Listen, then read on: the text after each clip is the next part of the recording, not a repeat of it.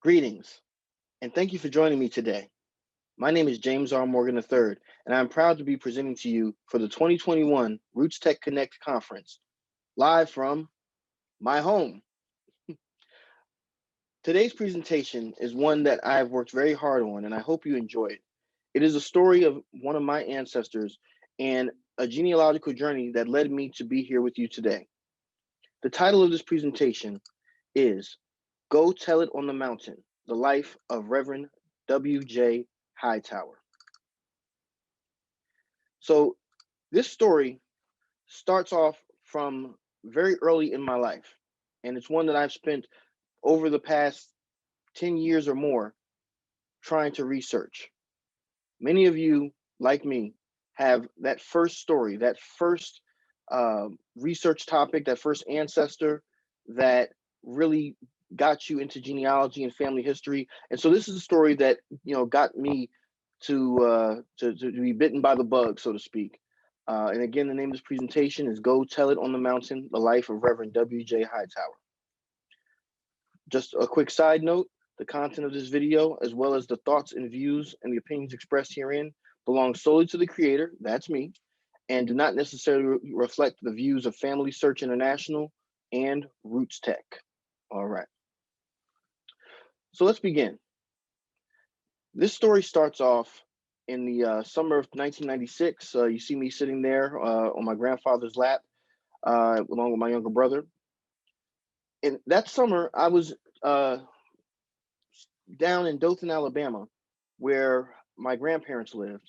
And I spent that summer there, like any other summer, but this summer was special because this summer is the first summer that I can remember meeting my maternal grandfather, Gary Griffin, who was sitting there in the center of that photo. We spent an entire day together when I first got down to Alabama. And for me, at the age of 6 years old, I'm thinking I'm going to go to the toy store, maybe to a theme park. But Grandpa Gary had something special in mind for me. And I think that in hindsight, that this was very important for him because I was his oldest grandchild and I was now at the, past the age of reason. And so he wanted to make sure that he showed me some things that were very important to him and to our family story. Grandpa Gary came from one of the most prominent African-American families in the city of Dothan, Alabama. And for those who do not know where that is in the southeasternmost corner of the state. Although he was raised with his stepfather, he was very much aware that his biological father had died at a very young age. And you can see my biological great-grandfather, Linwood Thornton's headstone there. It was very important for Grandpa Gary that I knew from whence I came. And on this particular day in the summer of 1996, he made sure to show me. You see, Grandpa Gary decided to take me to church. And for any of you all who've been a child, who just wanted to enjoy your Saturday, church is probably one of the last places that most kids want to be, right? And so, of course, I thought this was odd. They took me to church. And, again, I grew up in the church. But being at church any day but Sunday was, it was almost sacrilegious, ironically, right? But Grandpa had something that he wanted to show me. He wanted to tell me about my direct ancestor, Reverend W.J. Hightower, William Jefferson Hightower. He sat me on the steps of this church and informed me that Reverend Hightower had built this particular church in spite of white racism against him at the time. I never forgot the feeling of amazement in learning that my ancestors had overcome such challenges. And so basically the story was that Reverend Hightower had come to the city of Dothan and decided that he was going to erect a new A.M.E. church. And for those who do not know, A.M.E. stands for African Methodist Episcopal. Reverend Hightower raised money to purchase building materials, but when he approached the brickyard owner, he was actually denied simply because of the fact that he was Black and trying to do something to help elevate the African-American community of the city. This story stuck with me my entire life. I didn't think about it as much in terms of a research project, but it was just something, it was a part of my family story. It didn't really, bother me, as a young person, but as I matured and became an adult, it became more valuable to me. And so this is what we're going to get to talk about today. Just very quickly, so you can understand my relationship to Reverend Hightower. Reverend W.J. Hightower was my great grandfather. You can see from this family tree flow chart here, I'm descended from him through his daughter Roberta, through my great grandfather Linwood, through Grandpa Gary, through my mother Deborah Glover, whom I love very much. So, after graduating from high school, I moved from my home state of New Jersey to Washington, D.C., where I attended the illustrious Howard University. And it was here that the bug really started to catch me as a budding genealogist.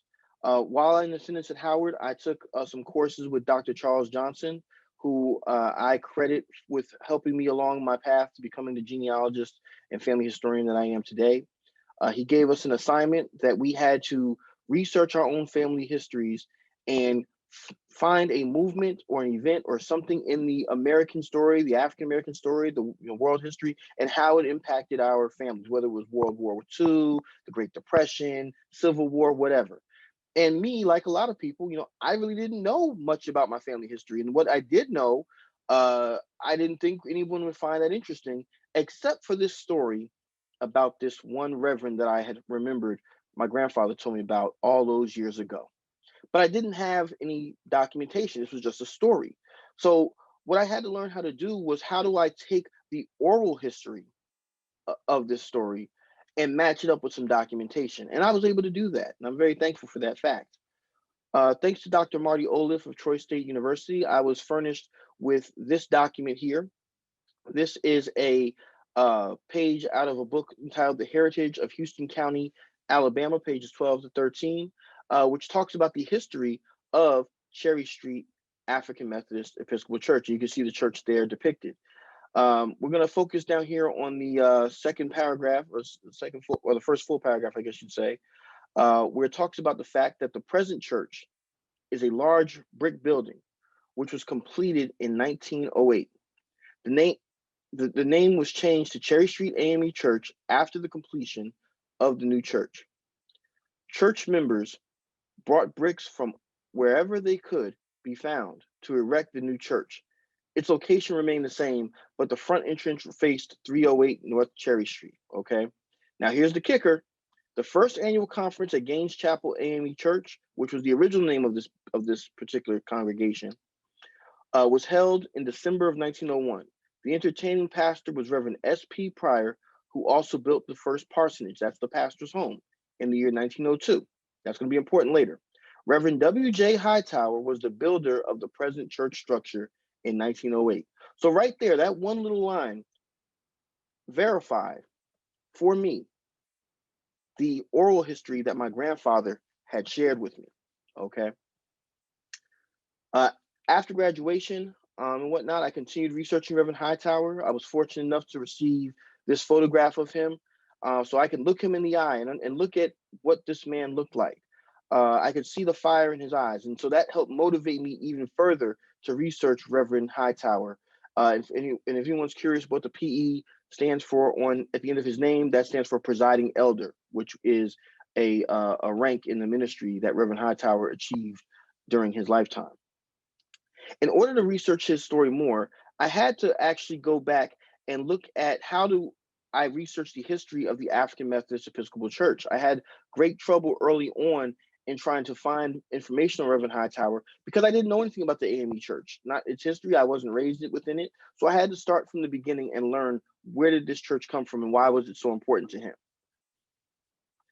In doing this, I learned about the history of Bishop Richard Allen, who at the beginning of the 19th century founded the African Methodist Episcopal Church after he and his good friend, the Reverend Absalom Jones, had been forced out of a predominantly white Methodist church. And Reverend Allen decided to start his own Christian denomination, establishing Mother Bethel A.M.E. Church in the city of Philadelphia. He was elected as its first bishop of this denomination in the year 1816, and so it is from him that the A.M.E. tradition is rooted. Fortunately, the A.M.E. Church has left us a bevy of historical records. They have a very firm tradition of newspapers, primarily with the Christian Recorder, which has been around since the 1850s.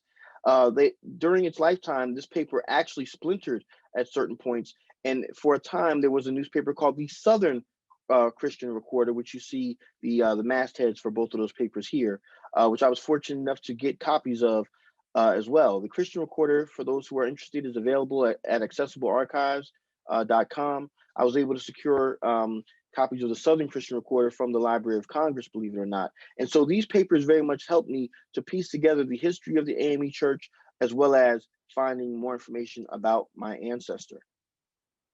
I also learned how to research A.M.E. Church conference proceedings. These are proceedings of actual annual and quarterly meetings that the A.M.E. Church had. I have had to go through several different archives, including the Library of Congress. Mother Bethel A.M.E. Church in Philadelphia has an archive now as well, and many other places, the Schomburg Center in New York. Unfortunately, there's no one repository for these. So if you're researching the A.M.E. Church, I highly encourage you to familiarize yourself with the archival practices of the denomination in your particular state or even in your country if you're international. Okay, but I was very fortunate to find some information on my ancestor as well as those in his immediate circle through these type of records. Another thing that I would encourage people to do is know how to research the ministers in your area. Even if it's not your particular ancestor, research those prominent A.M.E. ministers, or as they were called back then, circuit riders, because these men would travel from city to city, town to town, county to county, and service several different congregations. And so you'll be very surprised. Here's some examples of some very prominent ones, such as Reverend Early, Reverend Thomas Stringer, and Reverend Moses Dixon. You'll be very surprised at just how much ground some of these men covered. And if you have any ancestors who served in the ministry, you'll be very, very happy, I think, if you put the time in to find out some more about their life stories. The A.M.E. Church in Alabama initially started in 1827. However, it was quickly stamped out because of the fact that Alabama was a slave state in the deep, deep South. But in the 1860s, in 1868, Bishop Jabez P. Campbell was assigned to reestablish it in the state. He had the assistance of men like Reverend Lazarus Gardner and others. Reverend Hightower's early conversion and ministry would have taken place sometime after the 1860s. The earliest documentation that we have shows that he was an A.M.E. member by the early 1890s, maybe sooner, but we don't know for sure. But he would have attended big camp meetings, as they were called, these outdoor meetings where the ministers would exhort the congregations to leave their sinful ways and pick up the mantle of Jesus Christ and join the A.M.E. Church. And so here you see a photo of the Alabama A.M.E. Conference from January 11th, 1899. And so it's very possible that my own ancestor was in this photo or at this event somewhere as well. I was able to pick up some more of the paper trail of Reverend Hightower's life through the writings of Reverend Winfield H. Mixon. He was the founder of Payne University and penned several books of importance to the A.M.E. Church in Alabama, most specifically and most importantly, the official history of the A.M.E. Church in Alabama, published in 1902. In this book on page 132, we find that Reverend Mixon wrote that Alabama is blessed with a great many young men in ministry. Special mention should be made of W.J. Hightower, among a list of others. Reverend Hightower would get married, and in 1896, the Union Springs Enterprise published several articles about him and his wife, as you can see here, talking about the fact that he preached several sermons at one of the local churches, and that he was the right man in the right place. And of course, they note that his wife, Lizzie, was also involved in his church work as well, and she was actually organizing the choirs there. One of the greatest mysteries of my life in terms of researching Reverend Hightower was finding out when and how he actually became a minister. And I was able to find that. Through researching the Montgomery Advertiser newspapers, I learned that in 1899, Reverend Hightower, as you can see here, was ordained by the legendary Bishop Henry McNeil Turner. And for those who are not aware of Bishop Turner and his legacy, I highly encourage you to research him. He was a chaplain in the first United States Colored Troops, Georgia state legislator. He was a founder of a founding father, I should say, of the Back to Africa movement, and a very, very influential figure who, while I was a student at Howard, matter of fact, there used to be a photo of him in the Founders Library there at Howard University. I used to walk past this photo every day and I had no idea that Bishop Turner was in any way connected to my ancestor. And through my research, I found other instances of their contact with each other. So I know they knew each other for, for a long period of time. Again, that fan method, friends, associates, neighbors. Not only was Bishop Turner this legendary historical figure, he was also at one point, as this document shows, the immediate supervisor of my ancestor. He was his boss, right? How did I find this document?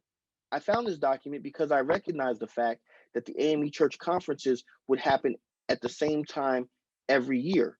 So again, if you're researching a church or any type of fraternal organizations, find out when they meet, and that will help you narrow down your search when you're looking through newspapers and other sources. Reverend Hightower was a political activist as well. As we see here in the Montgomery Advertiser, it shows that he was actually a part of the Alabama State Republican Party. And in 1896, he actually attended a Republican state convention fighting for Black voting rights, as you can see here, among his other accomplishments.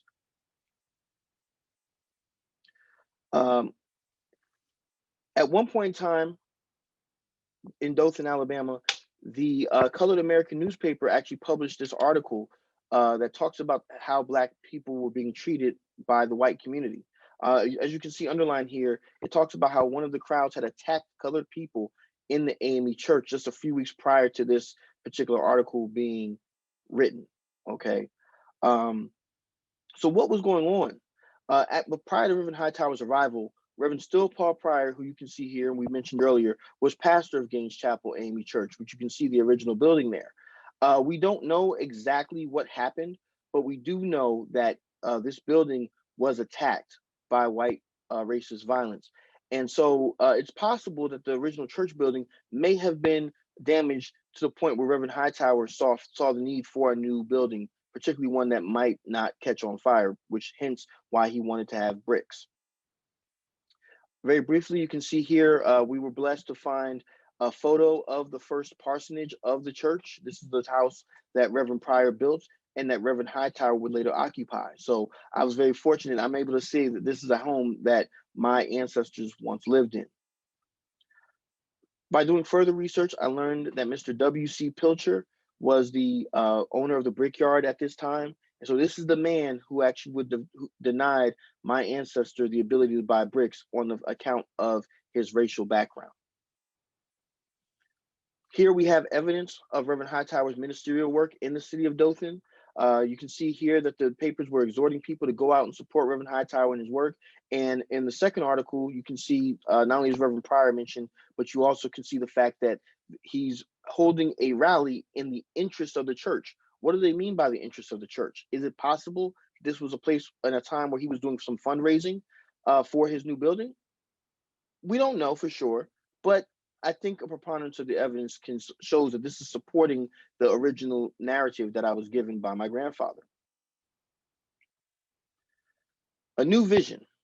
Here we see November 13th, 1908, the Dothan Eagle newspaper documents the construction of Cherry Street A.M.E. Church. And they also talk about the fact that when it's completed, it would cost about $8,000. So this gives us an idea of just how important this was and just how expensive of a project that this was that Reverend Hightower undertook. But we are fortunate to know that he was successful. Cherry Street A.M.E. Church originally was known as Colored Methodist Church, founded in 1877. It was later renamed Gaines Chapel after Bishop W.J. Gaines of the Georgia-Alabama Conference, as it was known at that time. The building was completed in 1908 by my ancestor, and believe it or not, it's currently the longest standing religious edifice in the city of Dothan. It is now considered the mother A.M.E. church in the state of Alabama. So this is considered the mother church of the A.M.E. denomination in that state. Reverend Hightower's name is emblazoned on the cornerstone of this church, and it was also deemed as a historical landmark by the Chattahoochee Historical Foundation in the state of Alabama. If you ever find yourself in the city of Dothan, I highly encourage you to check out Cherry Street A.M.E. Church. Around the corner from it, there's actually this mural that chronicles the history of the construction of the church, as you can see here. Dothan is known as a city of murals, so there are many murals. There's some to the Tuskegee Airmen, Civil War history, etc. But I'm very blessed to know that my ancestor was also a part of some of this history and got a mural, on one of those walls. I leave you with a quote from Psalms 118:22, which states, "The stone which the builders rejected has become the chief cornerstone." And I think Reverend Hightower certainly became a chief cornerstone in his community. If you have any further questions or comments or would like to reach out to me directly, please visit jamesrmorgan.com. And I want to thank you for supporting RootsTech Connect 2021. Thank you all. God bless. And I'll see you online. Take care.